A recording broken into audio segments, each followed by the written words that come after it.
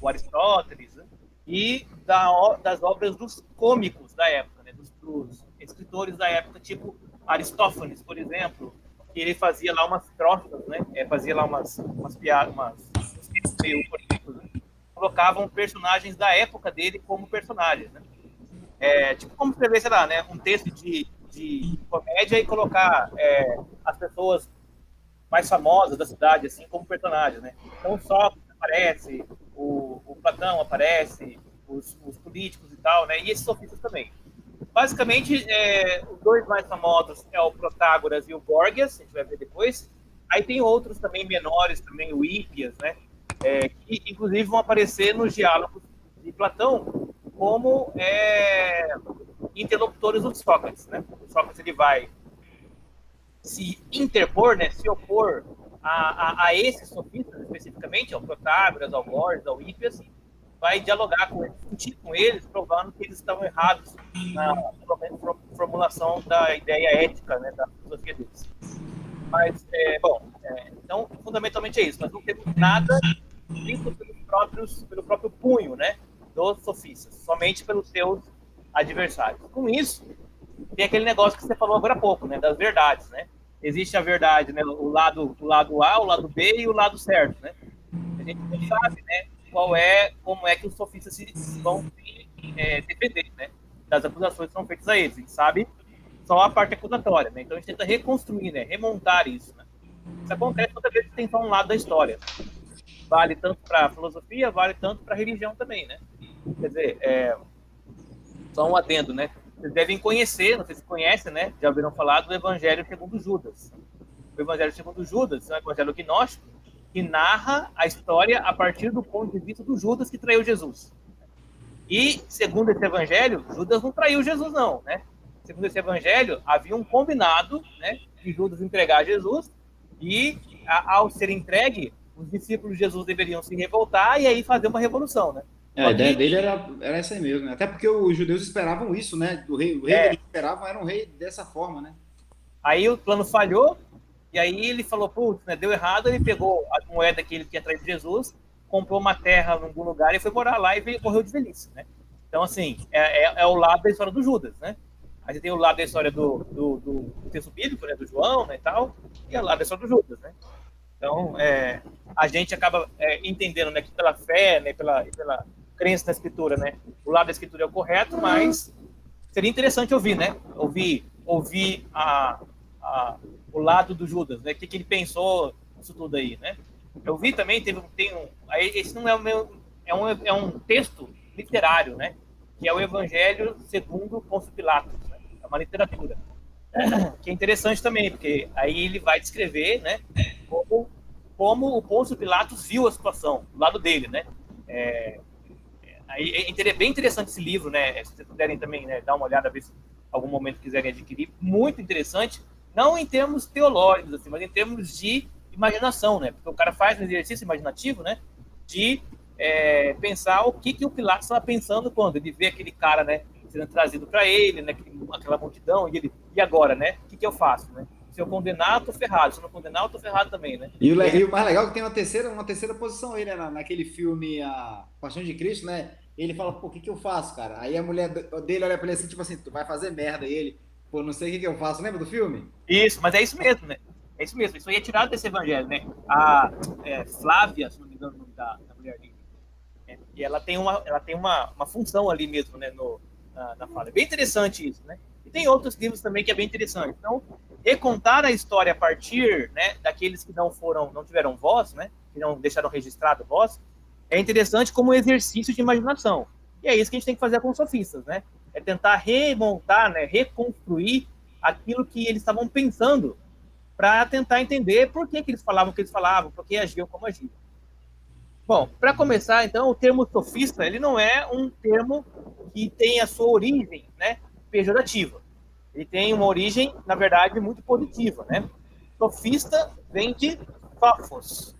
Sophos vem de Sofia, né? Sofia, ou Sófia, né? É a palavra grega para sabedoria.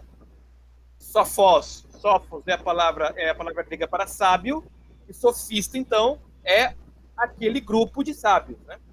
Então, o que é o sofista? O sofista é aquele que afirma que sabe alguma coisa, né? Afirma certa posse do saber. E com isso nós podemos dizer que é um termo assim, sem nenhum efeito pejorativo, nenhum efeito negativo. Ele identificava de fato pessoas que tinham um certo conhecimento sobre a realidade e que eram procuradas então por outras pessoas para poder resolver esses problemas, né? Tinham os sábios médicos, os sábios matemáticos, os sábios astrônomos e os sábios filosóficos também, né? Os sábios da ordem do discurso político. Mas ele vai se tornando um termo negativo na medida em que, da boca do Platão e da boca do Aristóteles, ele vai sendo atrelado a determinados sofistas, a determinados homens, né, que se diziam mestres do saber e que tinham determinados conhecimentos técnicos da arte da retórica, mas que não tinham uma conformação ética na sua vida prática, né? Então ele tinha a técnica do bem falar, mas não tinha um compromisso ético. E aí então o Platão e o Aristóteles vão chamá-los genericamente de sofistas, e daí vem o termo pejorativo sofista, né? Que vai dar origem à palavra sofisma, que é uma palavra que a gente usa para identificar, né, uma mentira que se passa por verdade, né? Sofisma, uma mentira que se passa por verdade, e da onde vem também o termo sofisticado. Sofisticado, que nós hoje, né, não tem uma conotação negativa, né, que tem a ver com algo que é moderno.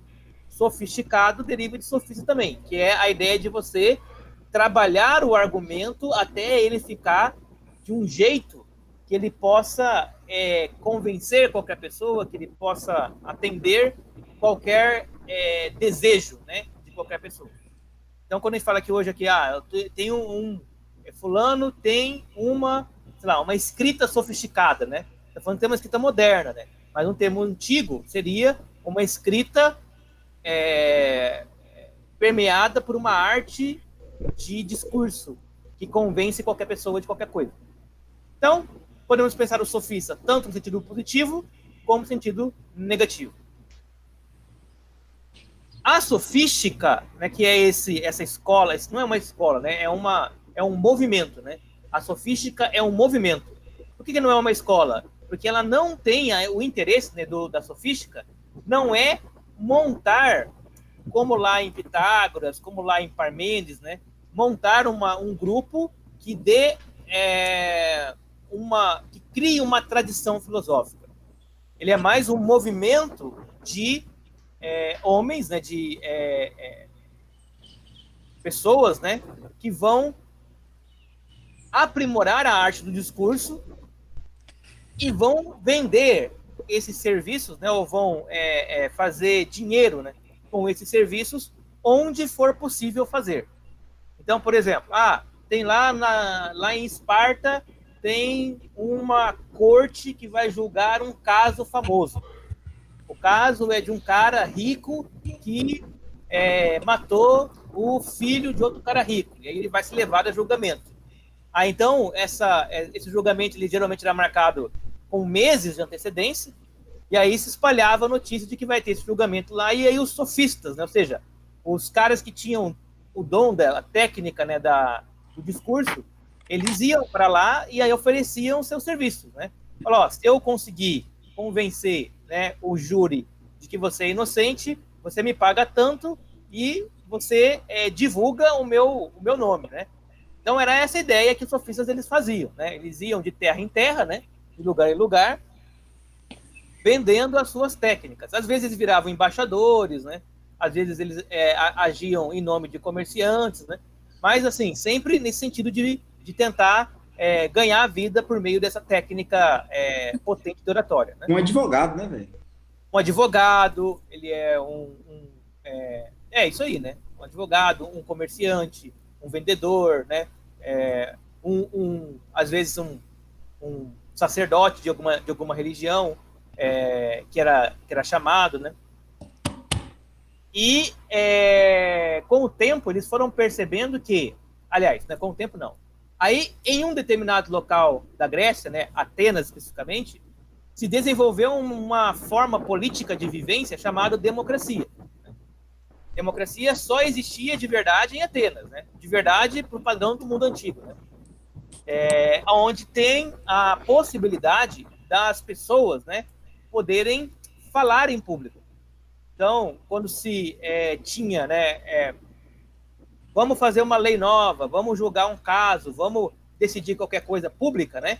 Em Atenas se tinha o costume de convocar se tinha lá um grupo, né, de senadores, né, chamado bolé.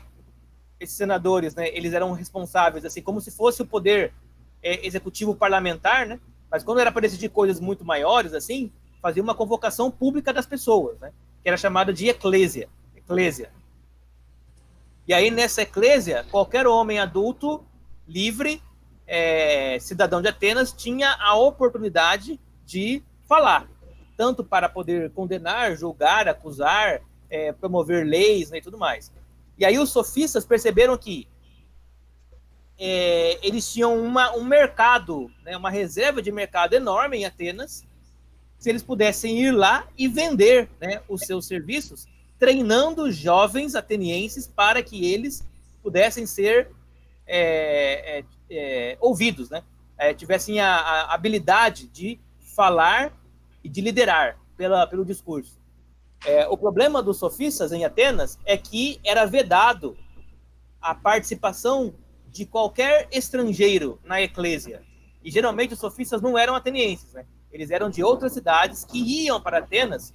E como eles mesmos não podiam vender o próprio serviço, não podiam falar, né, na democracia, no demos, eles acabavam vendendo os seus serviços para jovens, né, cujos pais investiam valores neles para que eles pudessem ser, mais para frente, líderes políticos. Então, de certa forma, eles auxiliavam, né, eles treinavam tanto os políticos mais antigos, como principalmente a nova geração de políticos, para que essas famílias tivessem cada vez mais força e poder de se tornarem representantes políticos, né? Então, esse é o contexto que os sofistas aparecem na obra do Sócrates e do Platão. Por isso que ele vai falar lá, né? Então, por que os sofistas apareceram, né? Essa é uma pergunta que a história da filosofia ela se debruçou durante muito tempo para tentar responder, né? Porque assim, ó, nós estávamos lá com os eleatas, pensando o ser, né? Pensando as categorias da metafísica, pensando a arquê, né? A procura dos princípios ou monistas ou pluralistas que fundam a realidade. E do nada, parece assim, de uma hora para outra, né? Parece que houve um deslocamento, né? Um deslocamento de interesse.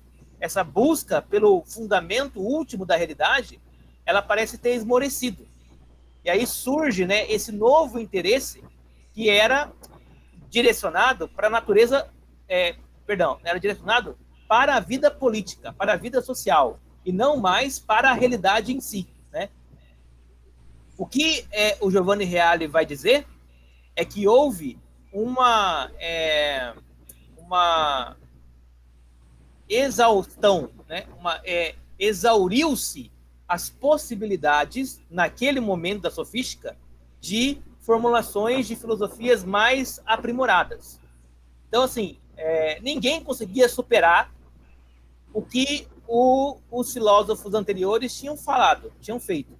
O Heráclito estava reinando absoluto, o Parmênides reinando absoluto, junto com o Melisso, junto com o Zenão. Ninguém conseguia propor nada muito além do que aquilo que o Empédocles, o Demócrito estavam propondo enquanto arquê, e nem enquanto funcionamento, né, do Pitágoras, do Heráclito, do Parmênides. Então, ficamos numa aporia, né, num entrevero, né? O pensamento ficou meio paralisado. E aí surge esse novo interesse. Bom, já que nós não conseguimos avançar aqui, então vamos investigar outra coisa, né? Mais ou menos isso. E aí surge esse interesse, né? Interesse na ética, na política, na retórica, na arte, na linguística, na religião e na educação. que é tudo aquilo que nós chamamos hoje, né, é o produto, né, daquilo que nós chamamos de cultura, né? Claro que cultura é uma coisa muito mais complexa do que isso tudo, né? Mas para uma definição muito básica de cultura, nós podemos dizer que cultura é tudo aquilo que é uma produção humana, né? Tudo aquilo que é produto humano é cultura. Quer produto material, quer produto imaterial. Então é cultura, por exemplo, a roupa, as comidas, a arquitetura, mas também é cultura a língua, as fábulas, as canções, né? Os mitos. Isso são produções humanas. A sofística, ela é uma filosofia que se ocupa destas produções, fundamentalmente com a ética, né? Fundamentalmente com a retórica, né? Deixando um pouquinho de lado a ética na maior parte das vezes. Isso por quê? Porque quando você entra nessa parte da retórica, né, principalmente na Grécia Antiga, haviam competições de retórica, né? Como haviam competições de poesia, competições de narrativas, competições de esportes na Grécia Antiga, né?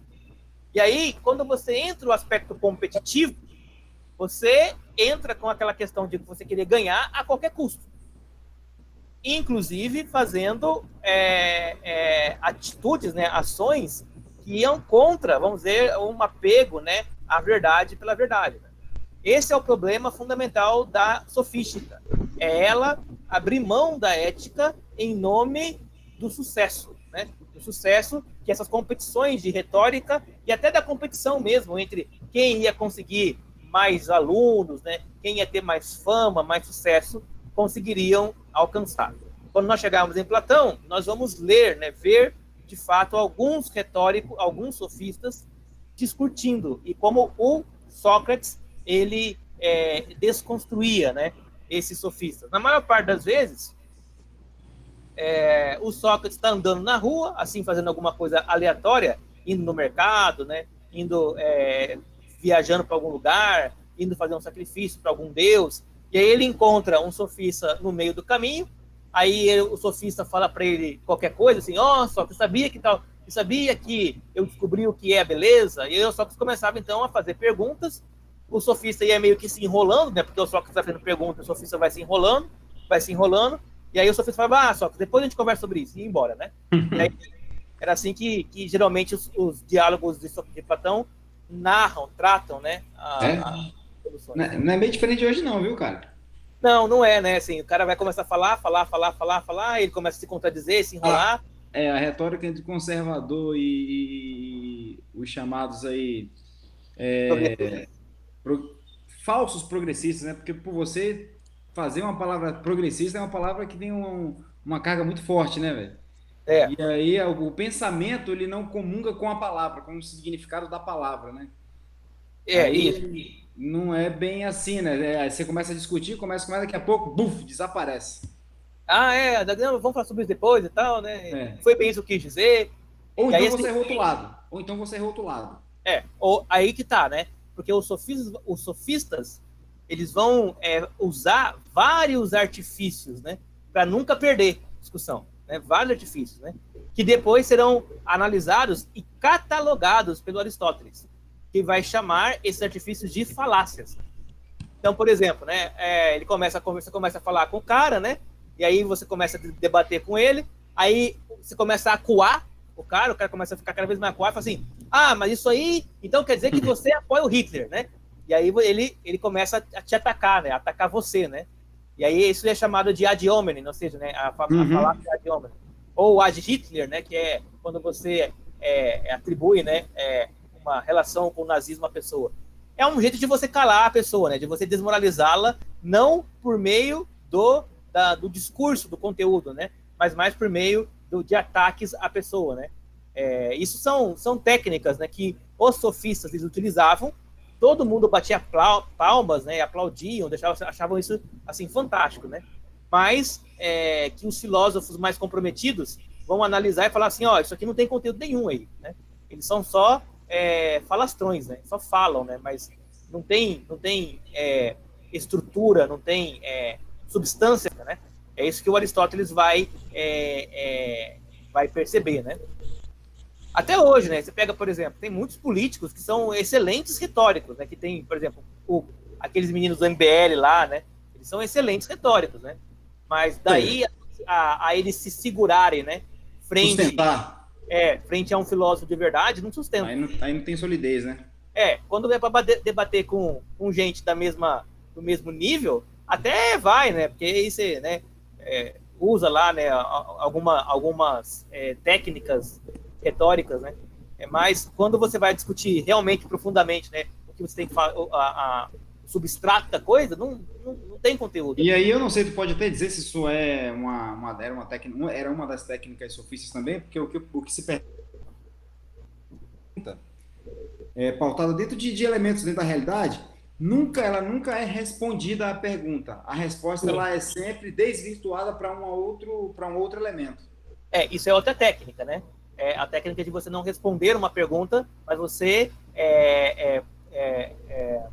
porque assim, né? O sofista ele faz afirmações. Essa é a questão, né? O sofista faz uma afirmação, então ele faz uma proposição. E quando você leva ao questionamento da preposição, ao invés de responder a preposição, ele faz outra. Faz outra preposição, né? O que o Sócrates fazia, por exemplo? O Sócrates nunca fazia afirmações. Ele já partiu do seguinte assim, eu não sei tudo sobre tudo. Então eu tenho algumas opiniões sobre as coisas. Então ele deixava que as pessoas primeiro dessem as suas opiniões para ir questionando essas opiniões para ver, entre aspas, né, pelo menos essa é a técnica, né, para ver se naquela opinião havia verdade. O sofista é diferente do Sócrates, ele sempre tinha uma opinião sobre tudo.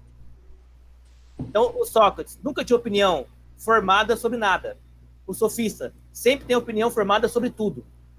E aí, então, vê se faz sentido, então. Se tem uma opinião formada sobre tudo, é porque eu estou fazendo o que você está falando lá atrás, e aí eu estou pensando aqui no hoje, né?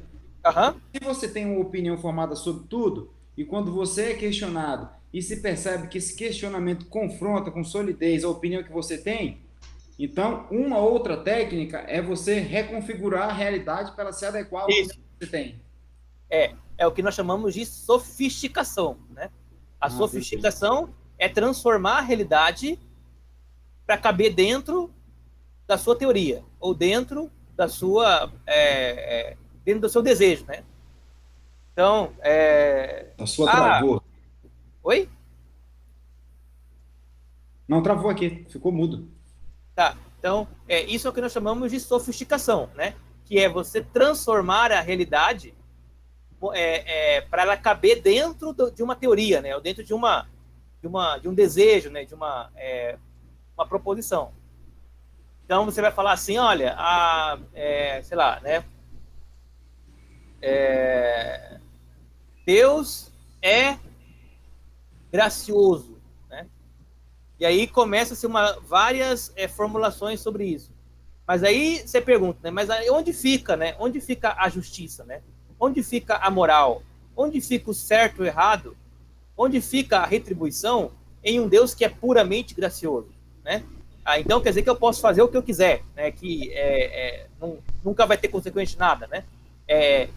Aí, nesse momento, né, ele fala assim, não, vamos falar sobre outra coisa, né? E aí ele vai falar sobre, sei lá, sobre a misericórdia, né?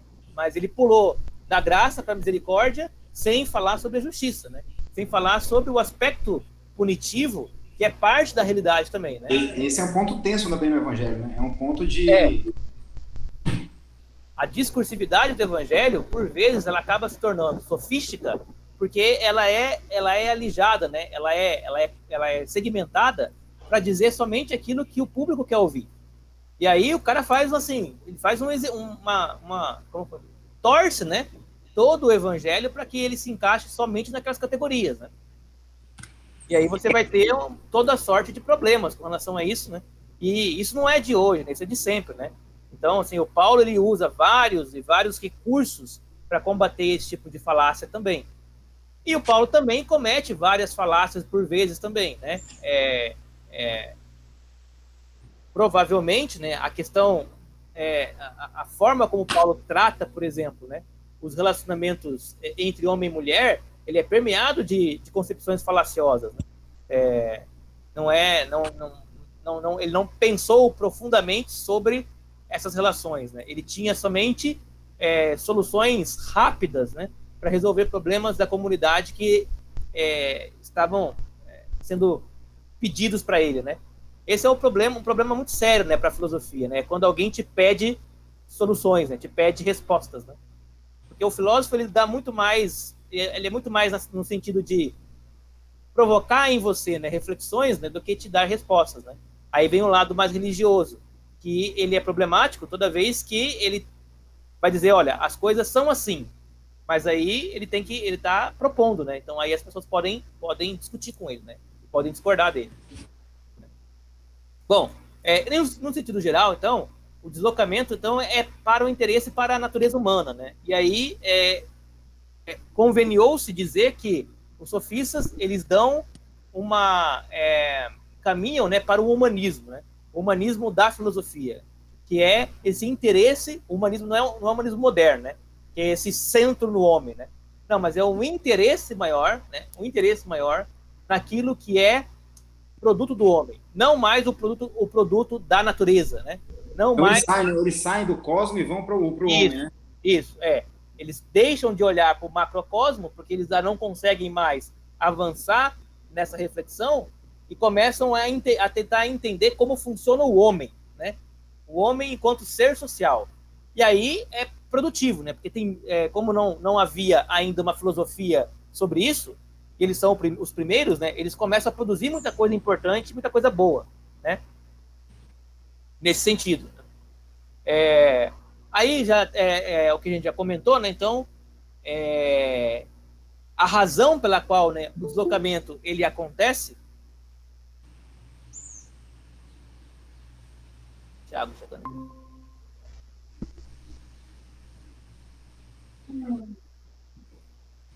50-0? Pô, esqueci, cara, completamente. Esqueci. Ó, e eu que falei que era 17, vezes falar 18, não tinha perdido, né? Você nunca perdi tudo, velho. Eu pode falar isso agora há pouco. Mas bem, vamos lá. Deixa eu fechar a porta.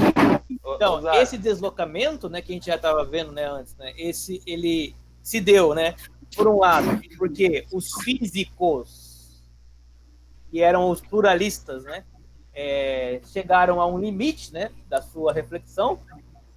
Então, propor lá o átomo, né, o átomo do Demócrito. Aí depois tem o Arquelau lá, que vai propor o ar infinito. Mas aí fica o problema, né, porque assim, entre o átomo e o ar infinito, qual dos dois é o verdadeiro? Como é que a gente prova, né? Não tem como provar, né? E chegou num ponto que ficou muito abstrata a reflexão, né? Quer dizer assim, nós sabemos que o universo é composto de alguma coisa, mas essa coisa que o universo é composto, a gente só pode teorizar sobre ela. Sem poder provar, ficou meio assim, né? Meio... Isaac, mas deixa eu te fazer uma pergunta aqui, Isaac. Quando você fala que eles saíram da ideia de cosmo e foram para o homem, mas isso. Aí eles se desprenderam completamente no sentido de que, pô, não se ligaram, digamos assim, de que o homem é parte também desse macro? Digamos que eles fizeram um recorte, né? Essa é a melhor maneira, né? Então eles pegaram o universo e falaram assim, ó, vamos entender um recorte do universo, um pedaço desse universo, que é o homem. Eles deixaram de entender, procurar... Eu vou sair e vou entrar de novo, porque o meu tá travando aqui, cara. O meu tá travando aqui, eu vou sair e vou entrar de novo. Pode continuar aí. Ô Zac. Oi. Você colocou ali o período, mas não colocou data. É porque eu tô escrevendo aqui, o quê? 500 a.C. começou isso aí? Mais ou menos. É que daí eu não coloquei a data, porque eu vou colocar ela quando chegar nos filósofos mesmo, né? Então, quando o Protágoras, o Gorgias e tal. Aqui eu tô falando mais genericamente sobre o movimento sofista. Mas é bem isso mesmo. Mais 500 não é 500 a.C., mais ou menos isso. Porque em 400, né, você já vai ter já a época alexandrina, né, começando a acontecer. Uhum. Então é mais ou menos isso aí mesmo. Importante notar que assim, ó, haviam matemáticos, né, que estavam investigando o cosmos, mas aí investigando o cosmos a partir desse recorte, né? Havia os médicos, né, da época que investigavam o cosmos a partir da perspectiva médica da saúde, né? Haviam também os músicos, né? E aí outros outros pensadores, né? A ideia de um pensador que pensa o cosmos como um todo, caso de Pitágoras, por exemplo, né, que ele era músico, matemático, arquiteto, ético, Sayajin. super saiyajin, né? Isso aí não... Isso é o que se perdeu quando a sofística ela apareceu. A sofística ela ficou só focada, vamos dizer assim, no comportamento social dos homens. Né? Só nas lutas de confronto ali, debate. Isso. Só nisso. Só nisso. Só naquilo que é... Eu sou o melhor, eu debato melhor. Isso. Só isso. Aí, como que eu debato melhor, né? Eu ensino melhor, eu convenço mais, né? Eu tenho mais habilidades aqui. Vamos lembrar que a religião grega, ela é uma religião que não tem um livro sagrado, né? Os mitos gregos, eles não formam um texto sagrado, porque eles são interpretados, reinterpretados a todo momento, né? Então, a própria vida religiosa grega é uma vida religiosa que cada um vai viver essa vida de acordo com as próprias interpretações. Então, eles atuavam nessas esferas, né? Quer dizer assim, olha, eu quero adulterar com a mulher do meu amigo aqui. Como é que eu faço para que esse adultério seja aceito socialmente, né? Aí vai lá, né? O sofista vai lá, e aí ele faz um discurso, aí ele pega lá uma história mitológica, aí ele muda um pouquinho aquela história, né? Para ele dar sentido dizendo que aquele caso adultério, ele era ético porque, sei lá, né? Porque o marido da mulher, ele não parava em casa, então ele não tinha... Ele era um marido errático. Por aí, né? Então você vai criando, né? Vai criando esses mecanismos para poder justificar as ações, e aí que está o problema da ética, né? Tem muito disso, né? Quer dizer assim, o cara trai a mulher, né? Aí, trair porque ela, sei lá, né? Não comparecia, porque ela fazia isso, porque ela ficou feia e tal. Isso tudo é sofística, né? É discurso para poder torcer a ética, né? Você traiu porque você traiu, não traiu porque o outro fez alguma coisa, né? Ou não fez, né? Então, é nesse sentido que eles vão trabalhar aí, né? E aí você tem esse fermento social, né? Que é esse desenvolvimento da cultura grega, né? Que vai propiciar muito o surgimento desses personagens aí, né? Os sofistas, no geral. Bom, então, quais são, né, as mudanças sociopolíticas que favoreceram o nascimento da sofística, né? Isso aqui é bem importante porque vai enquadrar o contexto de vida do Sócrates e do Platão e do Aristóteles, né? Não sei se vocês sabem disso, né, mas o Platão, ele era absolutamente contra a democracia. O Platão falava, a democracia é a pior forma possível de governo, é a pior forma, né? Cada um na sua, né? Ele queria que os filósofos fossem os políticos, né? Isso. Assim, tinha que ter uma aristocracia filosófica, né? E dessa aristocracia, um rei filósofo, né? Que governaria a cidade, né? Então, assim, deixar que o povo escolha governantes é como você deixar alguém que nunca pilotou um navio ser o capitão de um navio onde todo mundo está embarcando nele. Ele usa a metáfora do navio, né? Quer dizer, para você comandar, para ser o timoneiro do navio, você vai escolher quem? Né? O marujo, o marinheiro mais experiente, ou qualquer um pela sorte, né?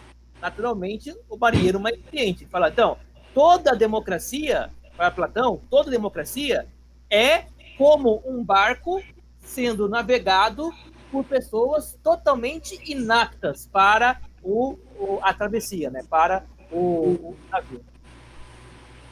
Quer falar? Você já falou isso aí na aula. Falei, né? Já. Então, Platão totalmente contra. E aí que tá, né? Platão era contra a democracia e a favor de uma aristocracia, que na época dele estava em franca decadência. Né?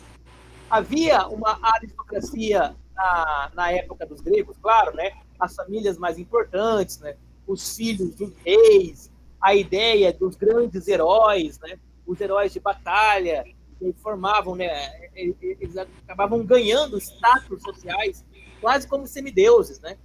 Haviam lá os heróis das Olimpíadas, né?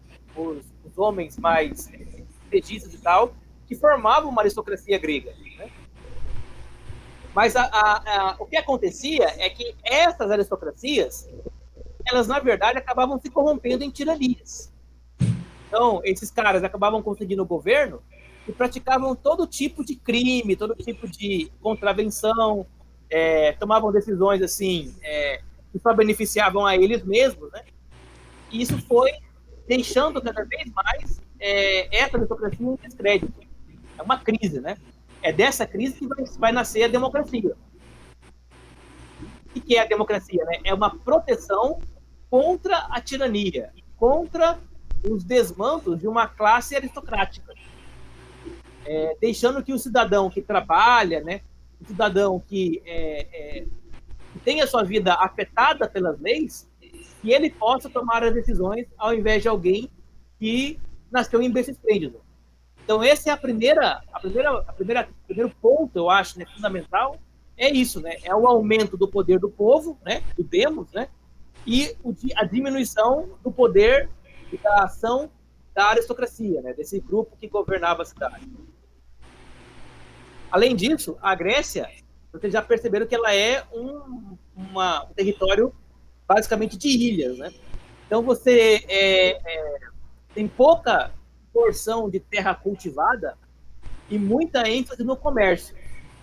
Quando você tem cidades muito comerciantes, assim, comerciáveis, né, geralmente você tem um afluxo muito grande de pessoas para lá, para poder viver do comércio, viver do que a renda, né, desse tipo de economia gera. Por que a filosofia nasce na Grécia e não nasce na Europa? Porque a Europa tinha muitos campos agricultáveis. Então, as pessoas, elas cuidavam muito mais, né? Então, muito mais trabalho de ocupação diária com a plantação, com a colheita, com a criação de animais, do que o ócio que é filho do comércio, né? Porque no comércio você trabalha um tanto, mas fica um outro tanto sem trabalhar, né? Fica um outro tanto ali meio que ocioso, né? Você faz uma barraquinha lá na praça, aí você vai vender as suas coisas lá. Você senta lá na praça e fica lá esperando o cliente chegar, né? Isso torna, né, o ambiente um pouco mais ocioso e aumenta a possibilidade de conversas, diálogos, de reflexões, de trocas, né? Por serem também cidades comerciais, recebia-se muitas informações, né, muitas pessoas de diferentes lugares trazendo, né, informações novas religiões, novas informações, novidades na parte de teorias mesmo, né, de ideias e tal. Então, torna a Grécia, e principalmente Atenas, uma cidade que nós chamamos hoje de cidade cosmopolita, né? Ou seja, você acaba vendo de tudo, tendo tudo ali, e com uma concentração muito grande de pessoas. Quanto mais pessoas você tem concentrado, mais tempo ocioso você tem também na cidade, né? Isso vai construindo, né, essa atmosfera de grupos diferentes, de culturas diferentes. Aparece pela primeira vez, né, esse conceito grego dos bárbaros, né? Bárbaros, né? O que é o bárbaro? Bárbaro é todo aquele que não é grego, ou seja, todo aquele que não fala grego. Então, para o grego da época, o espanhol, o inglês, o português, né, os asiáticos, os africanos, eles eram povos bárbaros, né, povos que não falavam grego, e que iam para as cidades gregas para fazer comércio. Traziam lá, né, o lugar do mundo onde se descobriu a metalurgia foi na África. E muitos cobres, né, muito material de metalurgia vinha da África e era comercializado na Grécia, ali na região do mar Mediterrâneo, né? Então, há um contato permanente, né, entre esses povos bárbaros e os povos gregos, né? Isso faz com que circule muita cultura diferente, né? Circulação de cultura diferente, né? Circularidade cultural. Ao mesmo tempo, né, que essa circularidade cultural forma o quê? Forma aquela noção de que será que os nossos costumes, né, são os costumes corretos? Isso aqui é um prato cheio, né? Quer dizer, quando você pensa assim, olha, casamento é entre um homem e uma mulher. Aí chega um cara lá da Ásia, né, do Oriente Médio, e ele chega com 4 mulheres lá. Não, mas lá na minha terra, né, nos meus hábitos e costumes, um homem nunca casa com uma mulher só, né? Ele casa com pelo menos 4 mulheres, né? Isso começa a causar uma certa corrosão, né? Uma fragmentação da ética matrimonial grega e uma abertura para a possibilidade dos gregos começarem a contrair também esse tipo de casamento. É claro que isso não aconteceu, né? Por quê? Porque a cultura grega, principalmente a relação de herança, né, era muito forte, né? Mas é como nasce, né, essa fragmentação dos valores culturais, né? E essa virtude, então, né, a virtude política, ela começa a ser relativizada. Relativizada por quê? Porque se eu olho uma outra cultura que vive diferente da minha, e aquela outra cultura, ela vive bem, né, ela prospera, a pergunta é, será que o jeito que eu estou vivendo é o único jeito possível? E se não é o único jeito possível, então quer dizer que existem várias formas de viver a vida, e essas várias formas não são necessariamente uma melhor que a outra. São só opções ao gosto de cada freguês, né? Então você vai ver nascendo com muita força o ideal do relativismo, que vai ser tão importante para a formulação dos sofistas, né?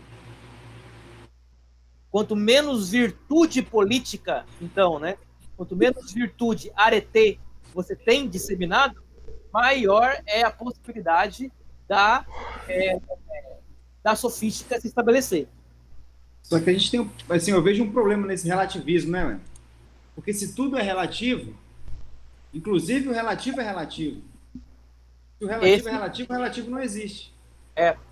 Então, isso é o que nós chamamos do ad absurdum, né? Quando você leva a questão ao absurdo, né? Mas a questão não é nem tudo ser relativo, né?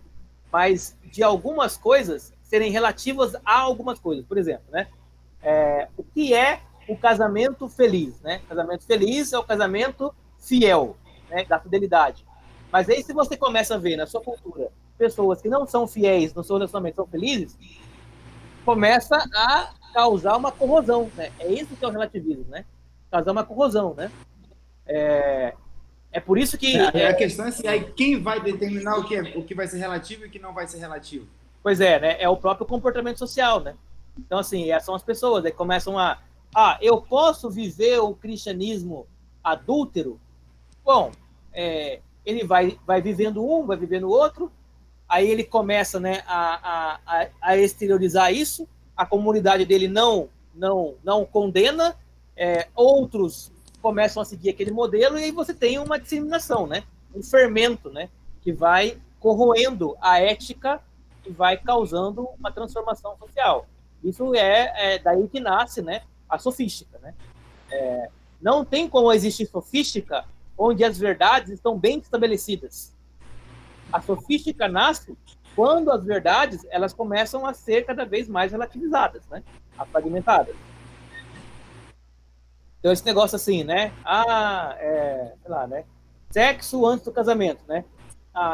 É pecado ou não é pecado, né? Aí o cara fala assim, não, olha, se você, né, fizer sexo antes do casamento com uma mulher que você pretende casar com ela, isso não é pecado, né? Quer dizer, começou um processo aqui de interpretação relativista, né? E aí, daqui a pouco, não, mas aí, né, hoje você tem discursos dentro dos ambientes protestantes onde é muito comum, né, que você fala assim, olha, você não vai casar sem antes experimentar pelo menos umas 10 aí, né, para saber, né? Existe sim. Existe, inclusive, de falar assim, olha, você é jovem, não casa agora, namora primeiro uma aqui, Isso. outra ali. Namora bastante, né? Já vi isso. Namora bastante, namora com quantas Eu vi. forem, né? Assim, né? Até você achar certo, né? Então é isso, né? Quer dizer, assim, é uma demonstração de que a ética, essa ética, né? Essa ética sexual, ela está se esvaindo, né? E tem aí tem a ética, e dentro também a gente percebe a ética, não vou falar nem de ética, mas a ética moral no sentido de hipocrisia, né? No sentido de hipocrisia, tipo assim, olha, aí eu vou citar um exemplo que aconteceu comigo, né? No último estudo da escola bíblica dominical. Eu falei assim, olha, por que eu não posso participar de um happy hour? De estar junto com os amigos ali de trabalho e isso parecer que é pecado, isso é condenável. Por que isso é condenável? Entendeu? Aí, um dos argumentos usados foi primeiro, você vai estar num ambiente onde vai estar tocando música secular, você vai estar num ambiente onde vai ter bebida, etc e tal. E esse foi tendeu nesse caminho, entendeu? E aí depois a questão foi de que aí tá, e como defesa desse argumento foi usado o Salmo 1. Ah, tá. Não se sentar na roda dos vencedores. Oi? Não se assentar na roda Isso. dos vencedores. Foi usado isso. Eu falei, né, não faz sentido, né? Não faz sentido. E aí depois, a mesma situação, eu falei, aí a mesma pessoa foi para um lugar onde tinha música secular, onde tinha, o ambiente era também o mesmo ambiente, só que a diferença era que não estava sentado junto com os pessoal, estava sozinho e mais outra pessoa comemorando uma data especial. Aí eu falei, peraí, qual é a diferença? Exato, né? Qual é a diferença? Entendeu? Então aí começa a entrar no campo da hipocrisia, dentro da própria igreja, entendeu? E tem a terceira opção, nego. Pode ter todo mundo música gosta, todo mundo crente e ter hipocrisia lá no meio deles ainda. Tem a terceira opção. Sim, não, eu falo da hipocrisia, porque aí você acaba colocando uma régua, tipo, não, só é certo como eu faço. Não pode ter, não. Aí você passa a querer ser a referência moral, entendeu? E aí começa a ter problema, né? É isso mesmo, né? Então aí é aí que nasce, vamos dizer assim, são desses pontos, né, de corrosão da ética normativa que vai nascendo, né, os discursos para adequar essa corrosão a um novo padrão de comportamento. Então, essa adequação, ela é sofística, né? Ela é sofisticada, né? Nesse sentido que a sofística ela vai se inserir aí. Uma coisa muito importante, né, é que a sofística ela tem como principal público os jovens. Qual o público são jovens? Uma porque eles são treinados, né, para a próxima geração e outras porque eles são mais moldáveis, né? Ou seja, porque a própria ética, né, a própria virtude nos jovens, ela não está ainda sedimentada, né, decantada pelo processo da experiência. Então, os sofistas eles vão focar muito no convencimento, né, na atratividade do jovem, né? Ele atraía o jovem para a sua proposição, né, para o seu curso, né? E aí o jovem convencia o pai a inserir aquele sofista na sociedade mais adulta, né? Então é muito comum que acontecesse isso, né? Quer dizer, é o filho do fulano de tal, ele aqui temos o grande professor do meu filho e tal, e aí ele apresentava, né, esse cara nos banquetes e tal, e ele ia, então, penetrando cada vez mais dentro da sociedade grega, né, mesmo sendo estrangeiro, ganhando cada vez mais prestígio, na medida em que, então, eles encantavam os jovens. Isso aqui é bem importante, por quê? Porque vamos lembrar que o Sócrates ele vai ser acusado e condenado por corromper a juventude, né? Era uma das duas acusações, né? E era justamente isso o que os sofistas faziam, né? Corromper a juventude, né? Como diria lá a frase do Lenin, né? Acuse-o do que você é, né? Ou seja, acuse o que você é, xingue do que você faz. Ou seja, né? É exatamente isso que aconteceu com o Sócrates, né? O Sócrates foi acusado de cometer um crime que os seus acusadores cometiam, na verdade. Não tem nada novo, mano. Libertar os jovens dessa dominação relativista, levando-os, né, novamente para a ética, né, para a arete, né, para a virtude. Né? Então, essa era a ideia do Sócrates. E aí eu já falei sobre isso, né, que eles percorriam várias cidades-estados, né, tal, levando, né, as suas questões. E aí, já indo para o encerramento aqui, né, é importante notar que existem mais de um grupo sofista, né? Então, assim, eles não são um grupo, né, um grupo fechado. Né? Existem vários tipos de sofistas. Né? Fundamentalmente, nós temos esses 4, né, que é como o Giovanni Reale agrupa. Não é que eles se reconhecessem, não. É que nós aqui, né, olhamos para trás e nós meio que encaixamos, né, tipos de sofistas em determinados caixinhas. Né? Nós tínhamos, então, os sofistas que eram os mestres da primeira geração. Esses eram elogiados pelo Platão, por quê? Porque eles foram os primeiros a serem os teóricos da retórica, né?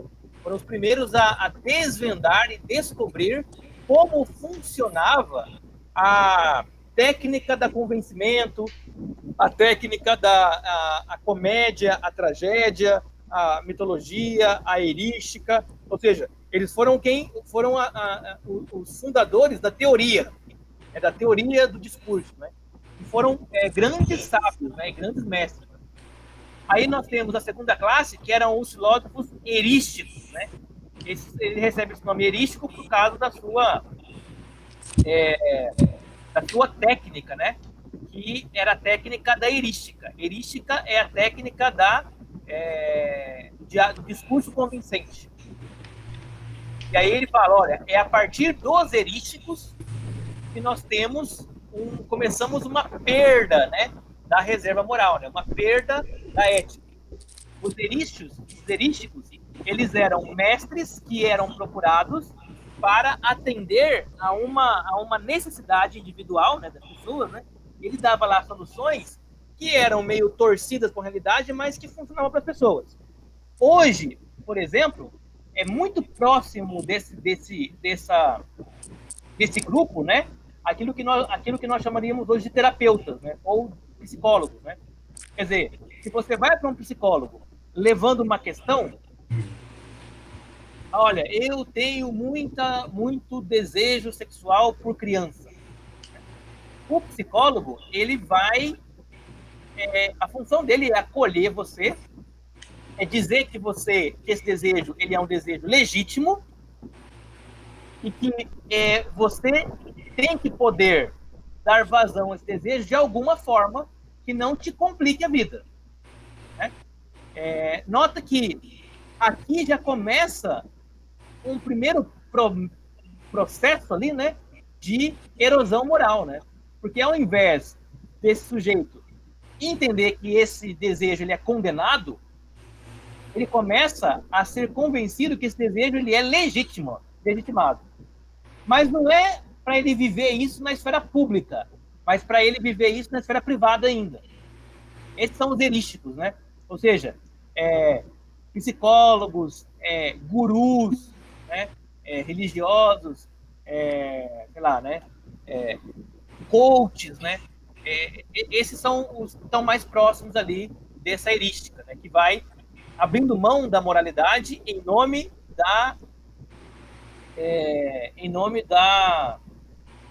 do desejo, né? Da vontade de desenvolver meios de vida mais satisfatórios. E aí você tem o terceiro grupo, que é o grupo dos sofistas políticos, né? Os políticos sofistas, que aqui entra a questão da ideologia, e aí entra a questão da decisão de leis, de regras, né? E de vida política, de vida pública, né? Se os erísticos eles estavam interessados em torcer a moralidade para que você tivesse uma vida privada mais satisfatória, né? Os sofistas políticos eles estavam mais interessados em transformar a vida política em uma espécie de jogo de técnicas. Né? A política não é feita por pessoas virtuosas. é feita por pessoas que conhecem o jogo, sabem jogar politicamente, né? Como diria Maquiavel, né? Que sabe usar os meios para alcançar os fins que eles desejam. Quando a gente fala assim, política não é para amadores, né? Tá falando o quê? Que política é um campo de profissionais. E os sofistas políticos, eles queriam ser os mestres desse tipo de jogo, né? Eles queriam jogar esse jogo de maneira profissional, vamos dizer assim. E aí você começa não apenas, né, a tratar os desejos individuais como relativos, mas tratar os discursos morais sociais como também relativos, né? É uma teoria da imoralidade. Afinal de contas, se Zeus, que é o rei dos reis, né, que é o rei dos deuses, ele tem os seus encontros sexuais adúlteros, por que não nós mortais não teríamos também? Né? Então, começa por aí a construção dessa sofística mais política, né? E aí você tem também uma quarta escola, que é a escola dos naturalistas, né? Que a percepção deles, né, era mais a questão mais ligada ao direito, né, às leis. Né? A ideia era, assim, havia uma crença geral que existem leis naturais, né? O direito à vida, o direito à propriedade, o direito à autodefesa, são leis naturais, né? Por isso que nós, por exemplo, quando agimos em legítima defesa, mesmo assim cometemos um assassinato, né, há um julgamento diferente, né? Há um inquérito diferente por causa dessa lei natural, né? Porque, assim, antes de mais nada, eu tenho o direito de proteger a minha própria vida. Os sofistas naturalistas, eles estavam querendo fundamentar a vida política nessas leis naturais, e para isso eles questionavam as chamadas leis positivas. O que é uma lei positiva ou uma lei positivada, né? É uma lei escrita, né? Lei positivada é lei escrita.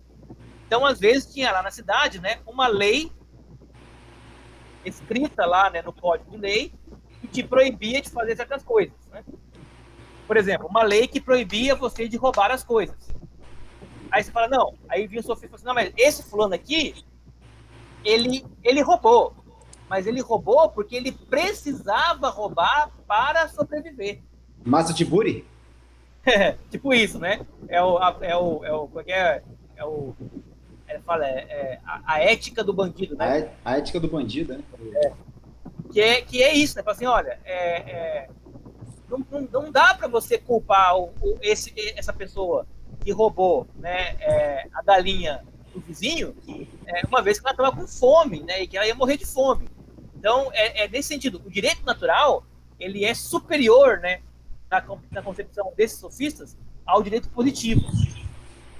Então, é uma outra forma de você ir torcendo a realidade, né, para que a ética, né, a virtude, ela cada vez mais, ela se fragmente.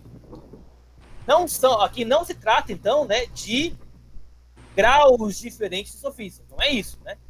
Nem de nem de graus, nem de escolas, mas de grupos que pensavam mais ou menos assim. Você tem os sofistas públicos, políticos, você tem os sofistas do direito, você tem os sofistas do aconselhamento, né? Talvez um dos melhores, né, mais interessantes desse é o Epicuro, mas ele já não é bem, mas ele não é um sofista, mas ele age como um sofista, né? Desse mais intimista.